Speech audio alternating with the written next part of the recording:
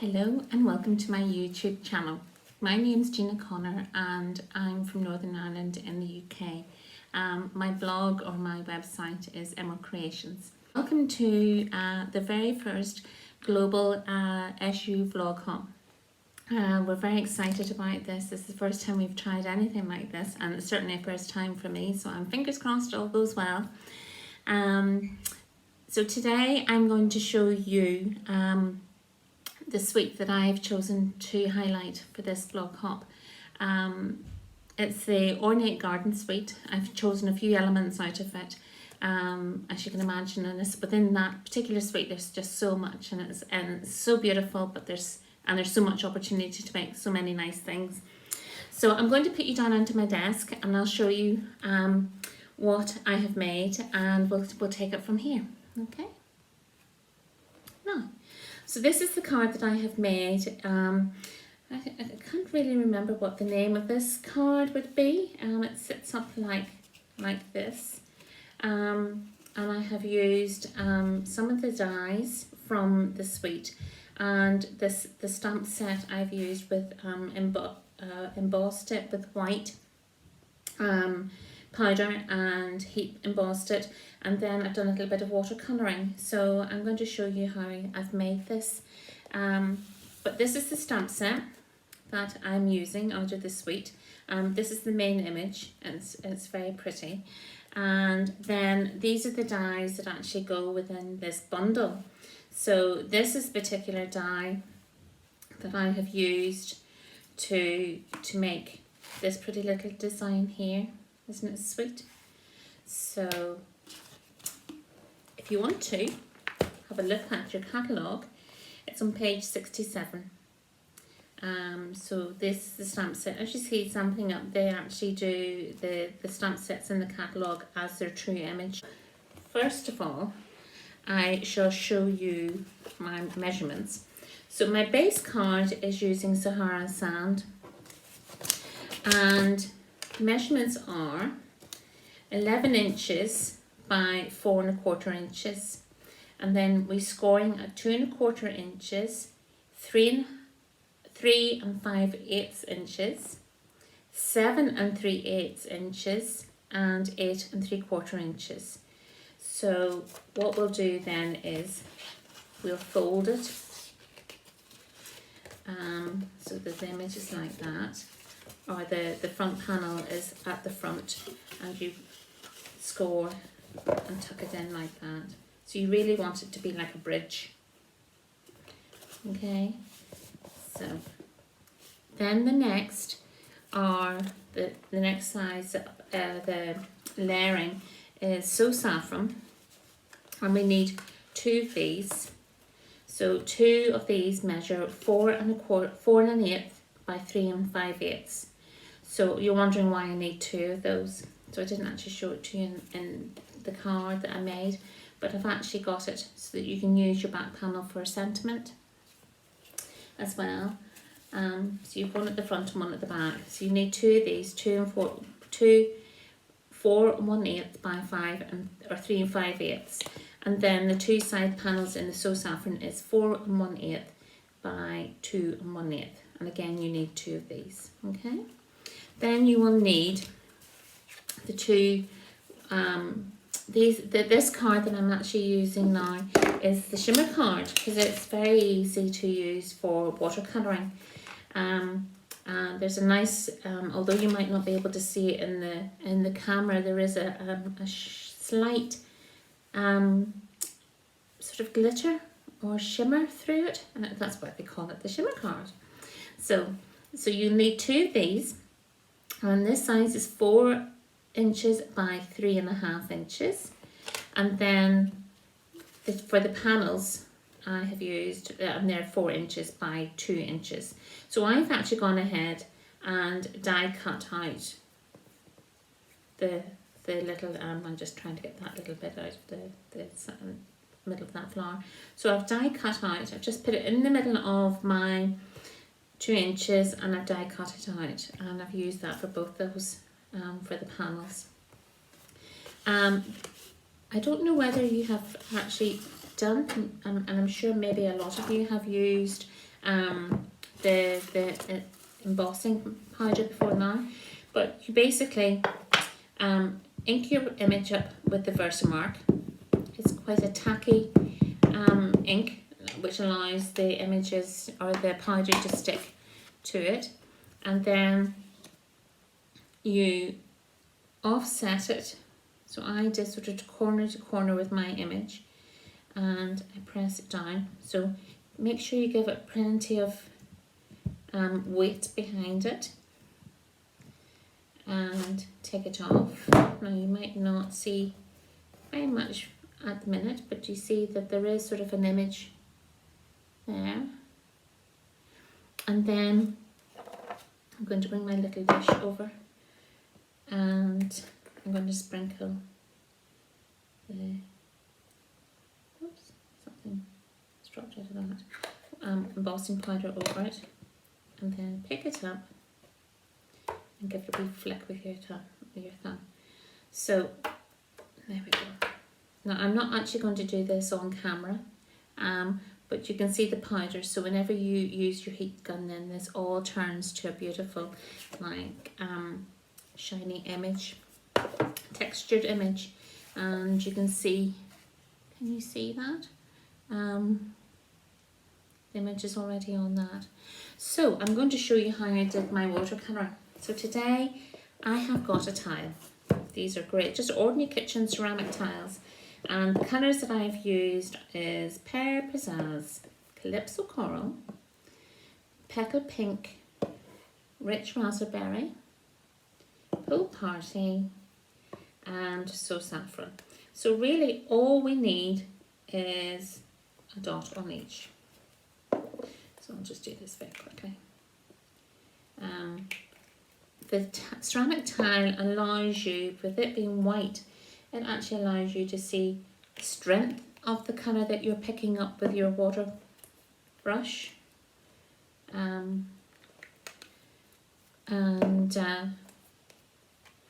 Whether you like it too dark or too light. I was really going for quite a light colouring image on my pictures, but maybe you would like yours a little bit darker. Now I also have my mum's little glass of water here, so that I can add much more to it. So that's the So Saffron. Now let's see if we can see this here on camera. So I'm going to start with the centre of the daisies. Can you see what I'm doing? And it's always better to start off with a little bit of colour, because you can actually build it up. Okay, and because it's heat embossed, it's great because you don't have to be very fussy. You can go as quickly at it as you like. So I'm going to go with I'm not going to do the whole image, because you'll get the gist of it as I go through this here. But basically, the base colour is my lightest colour. Okay. And it doesn't run up because of the embossed edges. And then if you want to just go a little bit deeper, you can add less water to it. And I'm just sort of going in between the petals a wee bit, and like so, like that. I find it very therapeutic. I love sort of playing with colours and colouring in. And then I'm just going to go back over it a little bit, sort of blend that all in a wee bit, so it was not as stark a difference. So there, that's the centre flower done. Okay, so for the green,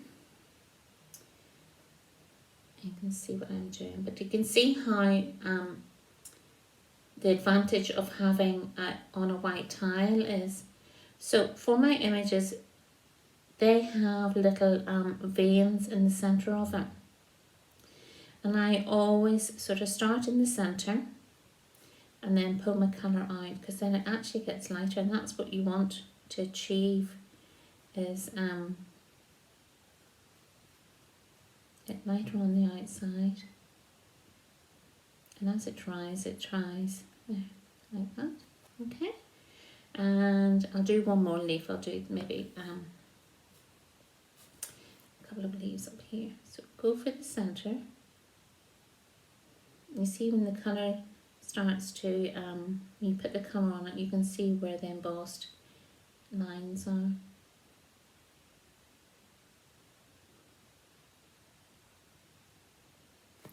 And we'll do this one here. So go down the centre of your veins first of all with your water brush, and then take it out.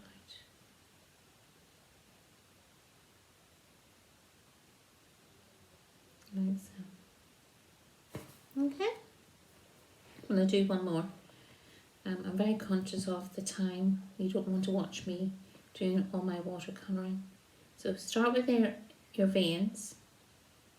See, this leaf runs all the way down. And then pull it out.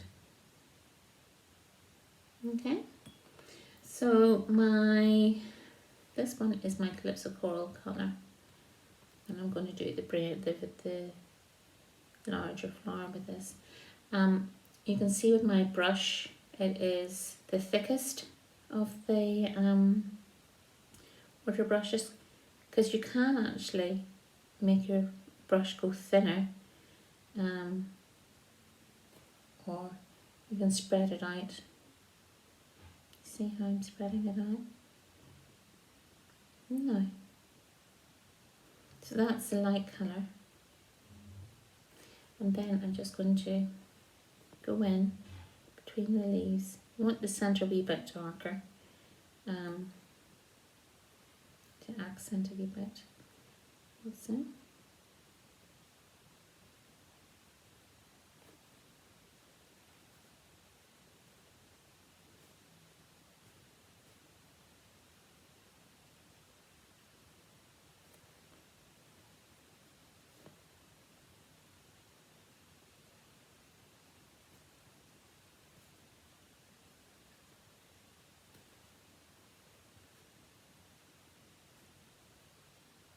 No.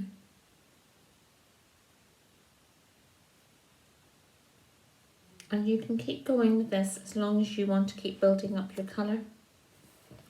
I'm going to bring this up closer to the camera so you can see how the embossed white edges make it be. So if you wanted it deeper, you just add stronger colour. You don't add as much water to it. And do you see? Like that. So more water means weaker colour, and then do the centre a little bit darker.